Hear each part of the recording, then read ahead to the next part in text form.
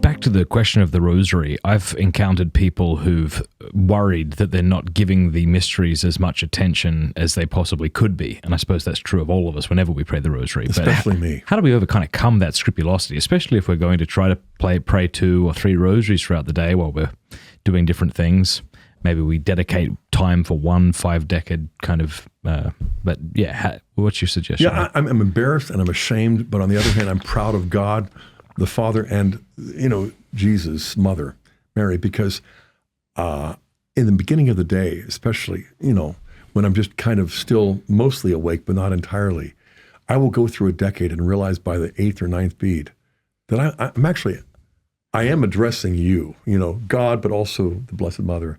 Although it's like Polly want a cracker. I could have been a parakeet in a cage just saying these things. And so I want to give to you my embarrassment, my distraction. I want to pray to you. And then like 2 decades later, it's like, there you go again. And, we have this vision, we have this image of the Father and of the Mother that's perfectionistic. Yeah. And it's completely wrong. Right. It's totally distorted. I wasn't that way with my children, and I was a flawed dad. And I failed them as a father so often. But Abba Father never fails us. And so if we say, I just prayed a second rosary today, and maybe 2 out of the 50 were actually addressed to her, and then the glory be, and so I just feel like a little honesty, a little humility, plus the power of God the Father working through the Son by the Spirit and the Blessed Virgin. It isn't like, it's been like 3 minutes since you really were meditating on those mysteries. It's the liberation, when Paul speaks of the freedom that belongs to the children of God, again, it's not rationalizing childishness or willfulness, but it really is celebrating, I am a child, and I keep growing smaller and weaker as I get older, and I'm like, you're going to have to take it from here. Yeah. And he's like, I was dying to do that. Yeah. I mean, we haven't talked about Therese of Lisieux yet, but I mean, her whole spirituality is the elevator. Your arms, Jesus, are the elevator that will raise me. Yeah. Yeah. And God gives me whatever I want because I really want whatever he gives. Yeah. I trust him more than I trust me. Yeah. And, I don't trust him nearly enough. Yeah. But I love to cultivate more and more distrust in Scott Hahn, and being a celebrity, a Catholic celebrity, is such hogwash.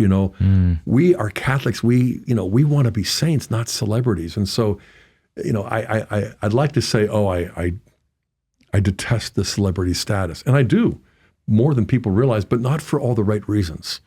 And it's often because it's inconvenient or whatever. But I mean, this idea that, Lord, they want so much from me.